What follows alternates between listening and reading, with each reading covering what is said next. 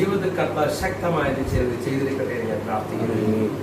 മത്തായിയുടെ സുവിശേഷം 28-ാം അധ്യായം 18-19 വാക്യങ്ങൾ നമുക്കൊന്ന് വായിക്കാം. മത്തായിയുടെ സുവിശേഷം 28-ാം അധ്യായം 18-19 വാക്യങ്ങൾ. യേശു അടുത്തിയെന്ന് സ്വർഗത്തിലും ഭൂമിയിലും സകല അധികാരവും എനിക്ക് നൽകപ്പെട്ടിരിക്കുന്നു. ഒരു സ്റ്റേറ്റ്മെന്റ് ആണ്, അപ്പയുടെ ഒരു പ്രസ്താവനയാണ്. സ്വർഗത്തിലും ഭൂമിയിലുള്ള സകല അധികാരവും എനിക്ക് നൽകപ്പെട്ടിരിക്കുന്നു. 19 വായിക്കാം. ആകയാൽ നിങ്ങൾ പുറപ്പെട്ട് പിതാവിന്റെയും പുത്രന്റെയും പരിശുദ്ധാത്മാവിന്റെയും നാമത്തിൽ സ്നാനം കഴിപ്പിക്കുക. വാർത്തവാക്യം ഇത് അല്ലേ? ആ വാർത്തവാക്യം വായിച്ചാണ് കുറച്ച് വരുത്തുള്ളൂ. സ്നാനം കഴിപ്പിച്ചും ഞാൻ നിങ്ങളോട് കൽപ്പിച്ചതൊക്കെയും പ്രമാണിപ്പാൻ തക്കവണ്ണം സകല ജാതികളെയും ശിഷ്യരാക്കിക്കൊള്ളുവീൻ. ഞാനോ ലോക അവസാനത്തോളം എല്ലാ നാളും നിങ്ങളുടെ കൂടെയുണ്ട് എന്നരുളി ചെയ്തു. വാക്കോട് വായിച്ചു. എനിക്ക് ആ വായിച്ചിട്ട് അടുത്തുള്ള വാക്യം വായിക്കാൻ തോന്നുന്നു. ഓക്കെ, എത്ര വാക്യമുണ്ട്? ഓക്കെ, അത്രയേ ഉള്ളൂ. എല്ലാവരും ശ്രദ്ധിച്ചല്ലോ. എത്ര അധ്യായത്തിന് എത്ര വാക്യം ഉണ്ടെന്ന് പിടി കിട്ടിയല്ലോ. ഞാനോ ലോക അവസാനത്തോളം നിങ്ങളുടെ കൂടെ ഉണ്ടാവും. ഒരു ഉറപ്പ് നൽകുകയാണ്. അധ്യായത്തിന്റെ എൻഡ് അങ്ങനെയാണ്, ഒരു ഉറപ്പ് നൽകുകയാണ്. ആ ഉറപ്പകത്തുള്ളവരുടെ അകത്ത്, ആ ബോധ്യം അകത്തുള്ളവരുണ്ടെങ്കിൽ ചില കാര്യങ്ങളെ കുറിച്ച് ഒരു ബോധ്യം ഉണ്ടാകണം. അറിയാമോ? ഉൽപ്പത്തി പുസ്തകം 1-ാം അധ്യായം 26-ാം വാക്യോട് എടുക്കാം. ഉൽപ്പത്തി പുസ്തകം 1-ാം അധ്യായം 26-ാം വാക്യം. അനന്തരം ദൈവം നാം നമ്മുടെ സ്വരൂപത്തിൽ നമ്മുടെ സാദൃശ്യപ്രകാരം മനുഷ്യനെ ഉണ്ടാക്കുക.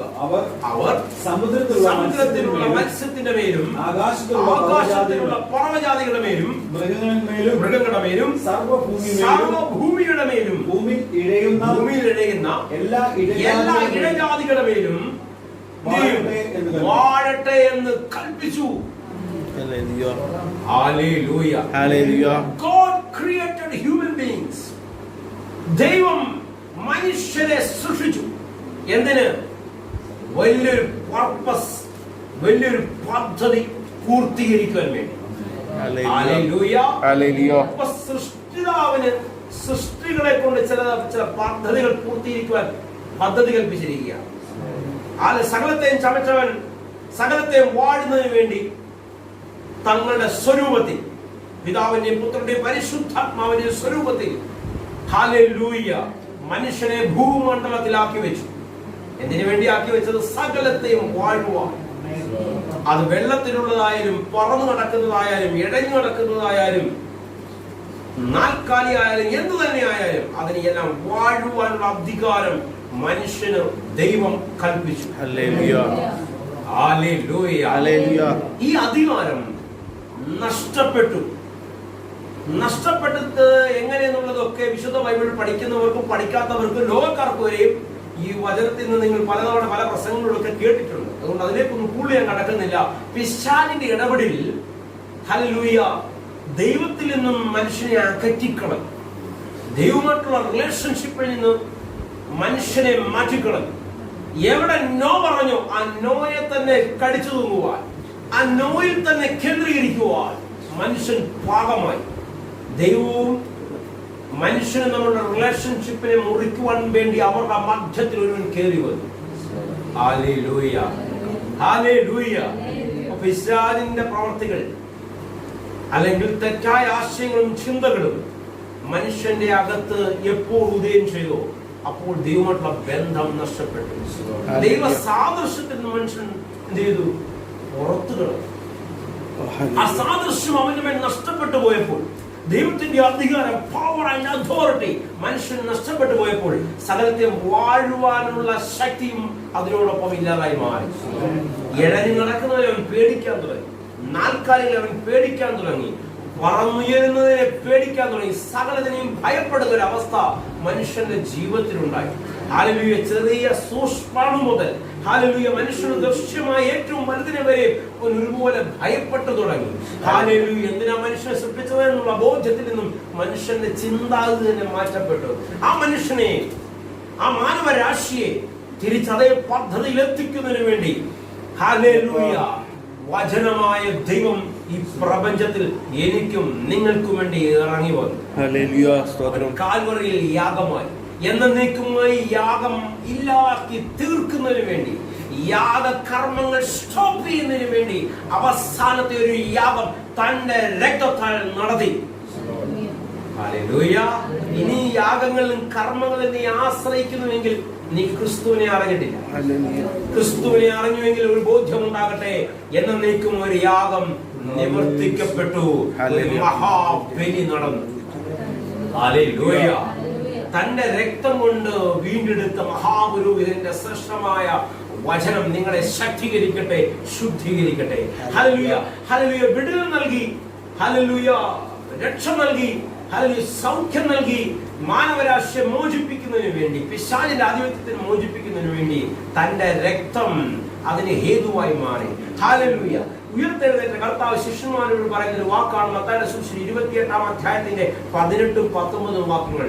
ഹല്ലേലൂയ. വചനത്തിന്റെ ഹല്ലേലൂയ അല്ലെങ്കിൽ ആ സുവിശേഷത്തിന്റെ അവസാന ഭാഗങ്ങളായ വാക്യങ്ങൾ നമ്മൾ വായിച്ചത്. 19-20 കൂടെ നമ്മൾ കയറി വായിച്ചു അല്ലേ? ഹല്ലേലൂയ. ഹല്ലേലൂയ. ഹല്ലേലൂയ. ഹല്ലേലൂയ. എന്റെ മേൽ സർവ്വ അധികാരങ്ങളും നൽകപ്പെട്ടിരിക്കുന്നു. ആമേൻ. എന്നെ വിശ്വസിക്കുന്നവരുടെ മേൽ ആ അധികാരം വെളിപ്പെടുക തന്നെ ചെയ്യും. നൽകപ്പെട്ടിരിക്കുന്ന അധികാരങ്ങൾ ട്രാൻസ്ഫർ ചെയ്യപ്പെടുന്നു. ഹല്ലേലൂയ. സൃഷ്ടിതാവായ ദൈവത്തെ വിശ്വസിക്കുമ്പോൾ, അല്ലെങ്കിൽ വചനമായ ദൈവത്തിന്റെ മഹാകാരുണ്യ പ്രവൃത്തിയിൽ നമ്മൾ ആശ്രയം വെക്കുമ്പോൾ, ഉറപ്പായിട്ടും അവൻ അർപ്പിക്കപ്പെട്ടിരിക്കുന്ന സകലത്തെ വാഴുവാനുള്ള അധികാരം അവസാനത്തെ ആദാം നിമിത്തം എന്റെ ജീവിതത്തിലേക്ക് കടന്നു വരുന്നു. നിന്റെ കുഞ്ഞിനെ ബാധിച്ചിരിക്കുന്ന രോഗം എന്തു തന്നെയായാലും, നിന്റെ തലമുറകളെ, നിന്റെ കുടുംബത്തിനകത്ത് ഊടാടുന്ന ശക്തി എന്തു തന്നെയായാലും അത് വിട്ടുമാറുവാൻ കൽപ്പിക്കുവാൻ ഒരു അധികാരം നിന്റെ നാവിന്റെ മേൽ നിന്ന് ബലപ്പെടട്ടെ എന്ന് ഞാൻ പ്രാർത്ഥിക്കുകയാണ്. വിട്ടുമാറുന്ന പിശാചിന്റെ അധികാരങ്ങൾ എന്റെ ജീവിതത്തിൽ നിന്ന് പറയുവാൻ നിങ്ങളുടെ നാവിനെ ദൈവം ബലപ്പെടുത്തട്ടെ എന്ന് ഞാൻ പ്രാർത്ഥിക്കുകയാണ്. നിങ്ങൾക്ക് മടക്കി തരുന്നതിന് വേണ്ടി സർവശക്തനായ കർത്താവ് കാൽവറിയിൽ പരമയാഗമായി മാറി. ആ പൂർത്തീകരണ ശുശ്രൂഷയിൽ ആരാശ്രയം വെക്കുന്നു അവരുടെ ജീവിതത്തിൽ നീതീകരണവും ശുദ്ധീകരണവും രക്ഷയും ഉളവാകുന്നു. ഹല്ലേലൂയ. എബ്രായർ 12-ാം അധ്യായത്തിൽ 24 വാക്യങ്ങൾ വായിച്ച് പ്രാർത്ഥിച്ച് അവസാനിപ്പിക്കുവാൻ ആഗ്രഹിക്കുന്നു. എബ്രായർ 12-ന്റെ 24 ഈ ഉൽപ്പത്തി പുസ്തകം 1:26 വായിച്ചായിരുന്നു. 26 വായിച്ചു. ഓക്കെ, അതാണ് നമ്മള് ദൈവം മനുഷ്യനെ സൃഷ്ടിച്ചതിന്റെ പർപ്പസ് നമ്മൾ വായിച്ചത്. എബ്രായർ 12:24 നമുക്കൊന്ന് വായിക്കാം. വായിച്ചാണ്. പുതിയ നിയമത്തിന്റെ മധ്യസ്ഥനായ യേശുവിന്റെ അടുക്കലാണ് നിങ്ങൾ എത്തിയിരിക്കുന്നത് കേട്ടോ. ഹാബേലിന്റെ രക്തത്തെക്കാൾ ഗുണകരമായി സംസാരിക്കുന്ന രക്തത്തിന്റെ അടുത്തിൽ അത്രേ നിങ്ങൾ വന്നിരിക്കുന്നത്. അയ്യോ, എന്നെ കൊണ്ടൊക്കെ ഈ കൽപ്പിക്കുവാനും ശാസിക്കുവാനും അധികാരമെടുക്കുവാനും കഴിയുമോ? ഞാൻ അത് ഇതൊക്കെ പറയും, ഈ നാവ് കൊണ്ട് അത് ഇതൊക്കെ പറയുന്ന വ്യക്തിയല്ലേ ഞാൻ. സാധാരണ ഒരു മനുഷ്യനല്ലേ, ഒരു കീടമല്ലേ, പുഴുവല്ലേ, മണ്ണാങ്കട്ടയല്ലേ, കരിയിലയല്ലേ. അങ്ങനെ നിങ്ങളെ കരിയിലെയും മണ്ണാങ്കട്ടയും പുഴുവാക്കി മാറ്റുന്ന ഒരുപാട് ആത്മീയ പ്രസംഗങ്ങൾ നിങ്ങളുടെ ജീവിതത്തിനകത്തോട്ട് കടന്നു വരുന്നുണ്ടെങ്കിൽ ഇന്ന് അതിനോട് ഗുഡ് ബൈ പറഞ്ഞിട്ട് നിന്നെ ശക്തീകരിക്കുന്ന, നിന്നെ ബലപ്പെടുത്തുന്ന ഒരു മെതിവണ്ടിയാക്കി നിന്നെ മാറ്റുന്ന ദൈവകൃപയുടെ വ്യാപാരം ഇപ്പോൾ തന്നെ നിങ്ങളുടെ ജീവിതത്തിൽ വ്യാപരിക്കപ്പെടട്ടെ എന്ന് ഞാൻ പ്രാർത്ഥിക്കുന്നു. സകല ദുഷ്ടന്റെ ആധിപത്യങ്ങളെ മെതിച്ചു കളയുന്ന ഒരു മെതിവണ്ടിയായി നീ മാറ്റപ്പെടട്ടെ എന്ന് ഞാൻ പ്രാർത്ഥിക്കുകയാണ്. നിങ്ങളായിരിക്കുന്നത് നിങ്ങളെ കുറ്റം വിധിക്കുന്ന, നിങ്ങളെ മാറ്റി നിർത്തുന്ന, നിങ്ങളെ ഓടിച്ചു കളയുന്ന, നിങ്ങളെ റോഡിലിട്ട് നശിപ്പിച്ചു കളയുന്ന, വഴിത്തലയ്ക്കലിട്ട് തകർത്ത് കളയുന്ന ദൈവത്തിന്റെ അടുത്തല്ല നിങ്ങളായിരിക്കുന്നത്. രക്തത്തിന്റെ അടുത്തത്ര നിങ്ങളായിരിക്കുന്നത്. പഴയ നിയമത്തിൽ ഒരു ഭാഗമുണ്ട്. 2 സഹോദരങ്ങൾ യാഗം കഴിക്കാൻ പോയി. ഒരുവന്റെ യാഗത്തിൽ ദൈവത്തിന്റെ ദൈവത്തിന്റെ പ്രസാദം ഇറങ്ങി. ഒരുവന്റെ യാഗത്തിൽ ദൈവത്തിന്റെ പ്രസാദം വെളിപ്പെട്ടില്ല. ഹല്ലേലൂയ. ദൈവത്തിന്റെ ഗ്ലോറി ഒരുവന്റെ മേൽ ഇറങ്ങി. ഹല്ലേലൂയ. ഫലം എന്താണ്? അതിന്റെ റിസൾട്ട് എന്താണ്? മഹത്വം ഇറങ്ങിയവനെ മഹത്വം ഇല്ലാത്തവൻ കൊന്നുകളഞ്ഞു. ഒരുപാട് ക്രിട്ടിക്കൽ സ്റ്റഡി, ഒരുപാട് വിമർശന പഠനങ്ങൾ അതിനകത്തൊക്കെ ഉളവാകാൻ അതിനകത്ത് കാരണങ്ങളുണ്ട്. ഒരുപാട് യുക്തിവാദികളും യുക്തിചിന്തയിൽ അടിസ്ഥാനപ്പെട്ട് നിൽക്കുന്നവരും ഒക്കെ പല വിമർശനം ഉയർത്തുന്ന ഒരു മണ്ഡലം കൂടെയാണ്. അതുകൊണ്ട് അതിനെ അധികം സ്പർശിക്കാൻ ഞാൻ ആഗ്രഹിക്കുന്നില്ല. എന്നാൽ തിരിച്ചറിയുക, ഹല്ലേലൂയ, ദൈവത്തിന്റെ മഹത്വം ഇറങ്ങിയവന്റെ ചോര വീഴ്ത്തപ്പെട്ടു. അവൻ പടഞ്ഞില്ലാതായി മാറി. ഹല്ലേലൂയ. വീണ രക്തത്തിൽ നിന്നൊരു ശബ്ദം ഉയരുന്നു, എന്റെ ചോരയ്ക്ക് പകരം ചോദിക്കണേ അപ്പാ. ഒരു നിലവിളി ഉയരുകയാണ്. യഹൂദിന്റെ അടിത്തറ ഇന്നും ആ നിലവിളിക്കുന്ന രക്തമത്രേ.